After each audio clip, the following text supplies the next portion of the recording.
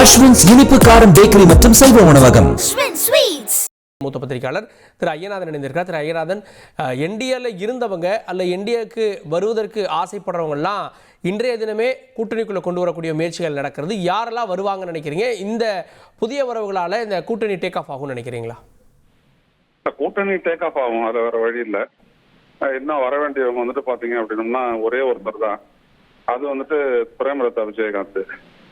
அதனுடைய தேமுதிகவை தவிர மற்றதெல்லாம் வந்துருவாங்க.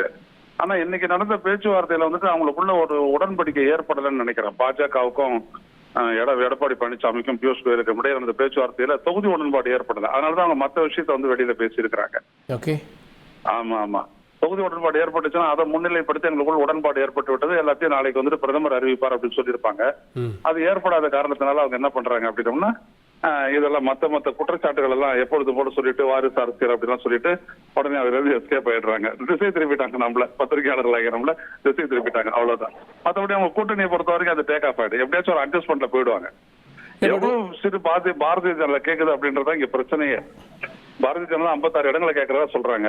ஆனா அதை வந்துட்டு இவர் எந்த அளவுக்கு ஒத்துக்குறாரு அப்படின்றது தெரியல. கணிசமான இடங்கள் அவங்களுக்கு இபிஎஸ் வந்து ஒரு சிறந்த பார்கெனர் இல்லையா? எவ்வளவு கேட்டாலும் கொடுக்கறது 18, 20 அப்படின்னு தானே கொடுப்பாரு. அதுதான் டஃப்பா இருக்குது இப்ப விஷயமே. அதுதான் போன முறையே அவர் வந்து சம்மதிக்கல, 20 இடம் தான் கொடுத்தாரு. இப்ப அதிகபட்சம் 28 to 30ன்றாரு, இவங்க 56 to 60ன்றாங்க. அதுதான் நிக்குது. ரெண்டாவது இவர் வந்துட்டு இவங்களுடைய கூட்டணி கட்சிகள் எல்லாம் இடம் நாங்க ஒதுக்கீடு பண்றோம் அப்படின்றது பாஜக நிலை. ஆனா இவர் ஒத்துக்கிறல, எல்லாரும் எங்கிட்ட பேசிக்கிட்டோம் அப்படின்றாரு அவரு. நாங்க பார்த்து நாங்க கொடுத்துக்கிறோம், நீங்க பாஜக கொடுக்க போது அது மாதிரி மற்ற யாருக்கெல்லாம் கொடுக்க வாய்ப்பு இருக்கு? இல்ல தினகரன் கூட அவர் கொடுக்க மாட்டார். அதனாலதான் நேற்று வந்துட்டு அவர் வரவேற்று இவரே ஒரு ட்வீட் போட்டது காரணம் என்ன அப்படின்னு கேட்டீங்கன்னா, எக்ஸ்தல பதிவு போட்டது காரணம் என்னன்னா, நான் உன்னால சந்திச்சு பேச தயாரா இருக்கிறேன் அப்படின்றதான் வரவேற்கிறது. புரியுதுங்களா? நீ நேரடியா வந்துட்டு சந்திச்சு பேசு, நம்ம 2 பேரும் பேசிக்கிறோம், பங்காளி தானே அப்படிலாம் சொல்லிட்டு அப்படி வந்ததுக்கு காரணம் அதுதான். புரியுதுங்களா? வரவேற்பு இருக்குன்னு நினைக்கிறீங்களா? அது ஓபிஎஸ் பொறுத்த வரைக்கும் அவரு இன்னும் யாருமே முடிவு எடுக்கல, அவரும் முடிவு எடுக்கல, பாஜக முடிவு எடுக்கல. அவர் காரணம் என்னன்றது தெரியல, இது வரைக்கும் தெரியல. இது வரைக்கும் அது அப்படி சம்பந்தமா பேச்சுவார்த்தையும் நடக்கல, எதுவுமே நடக்கல. அப்படிதான் தெரியுது, இது வரைக்கும் அப்படிதான் தெரியுது. அவருக்கு இருக்கக்கூடிய வாய்ப்புகள், அவர் கூட இருக்கிற எல்லாரும் வந்துட்டாங்களே. கடைசியா வைத்தியலிங்கம் தான் எதிர்பார்த்தது, வைத்தியலிங்கமும் வந்துட்டாரு. இப்ப வேற யார் இருக்கிறது? ஐயப்பன் இருக்காரு, உசிலம்பட்டி ஐயப்பன். அவ்வளவுதான். அந்த மாதிரி சிலர் இருக்கலாம். அவங்க எல்லாம் வந்துட்டு எப்படி இவங்க இது பண்றாங்கன்னு தெரியல. பாப்போம்.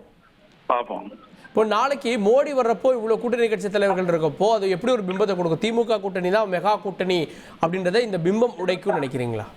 இல்ல, கூட்டணியில எவ்வளவு கட்சிகள் இருக்கிறாங்கன்றது ஸ்ட்ரென்த் இல்லைங்க. அவங்களுக்கு பாசிட்டிவா இருக்க அரசியல் களம், அதுதான் ரொம்ப முக்கியம். அரசியல் களம் சாத்தியம் இல்லாத கூட்டணியில நிறைய கட்சிகளை சேர்த்துக்கிறதுல என்ன இருக்கு? அவங்க அங்கங்க ஒரு தொகுதி ஜெயிப்பாங்க, 2 தொகுதி ஜெயிப்பாங்க. இப்ப அமமுக அப்படின்னா 4-5 தொகுதி ஜெயிக்கும், அவ்வளவுதானே. இவ்வளவு நாளா திமுக விசஸ் தாவேகா அப்படின்னு தான் இருக்கு அப்படின்னு தாவேகா சொல்லிட்டு இருந்தாங்க. இன்னும் அதிமுக சார்ந்த எந்த டெவலப்மெண்ட் இல்லாதப்போ அப்படிதான் இருக்கும்ன்ற சந்தேகமும் ஏற்பட்டது. இப்போ அதிமுக சார்ந்து என்டிஏ சார்ந்து நிறைய டெவலப்மெண்ட்ஸ் இருக்கு. க்ளோஸ் டு எலெக்ஷன் இது டிஎம்கே ஏடிஎம்கே அப்படின்னு தான் நிற்கும் நினைக்கிறீங்களா? ஆமா சார், ஒரு போதும் வந்துட்டு தாவேகா அவருக்கு டிஎம்கேன்றதெல்லாம் கிடையாதுங்க. அது வந்துட்டு ஒரு பூஸ்ட் அவங்க பண்ணிக்கிட்டது. அது தெரியுதுங்களா? Self boosting. அது ஆக்சுவலா இட் இஸ் அண்ணா டிஎம்கே.